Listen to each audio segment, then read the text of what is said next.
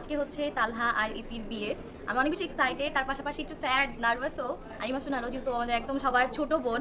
And কি বলবো, ছোট বোন চলে যাচ্ছে আজকে, অনেক বেশি স্যাড। মানে আমি বলতে গেলে এখন কান্না করে দেবো, জন্য বেশি কিছু বলবো না।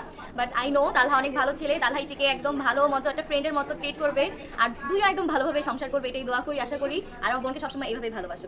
তো কংগ্রাচুলেশন, তালহা ইতি সুখে থাক, ভালো থাকে, এই দোয়া করি। সবাই ওদের জন্য দোয়া করবেন, অবশ্যই দুজনকে মাশাআল্লাহ বলবেন। এই তো, আর বেশি কিছু বলতে গেলে আসলে ইমোশন হয়ে যাবো, আমি অনেক ইমোশন।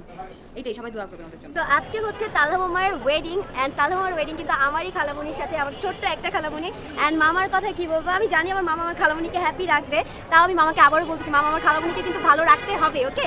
সে যা চাই, যা এই ছোটোখাটো উইশ যা যা আছে আপনি উইশ করবেন। এখন এই দায়িত্বটা কিন্তু আপনার উপরে। আর মামার সাথে আমি এমনিতেও ফ্রেন্ড, লাইক মামা আমার ফ্রেন্ড ধরতে গেলে কিছুটা। সো ইয়া, ওই দেখেন মামা দিক থেকে লাইক দিচ্ছে আমাকে। দ্যাটস ইট গাইজ, ফাইনালি হচ্ছে আমি চলে আসছি, আর আমি তালহা আর ইতির জন্য অনেক অনেক বেশি শুভকামনা জানাচ্ছি, আর ওরা যেন সবসময় একসাথে থাকতে পারে অ্যান্ড হ্যাপিলি যেন লিড করতে পারে লাইফ।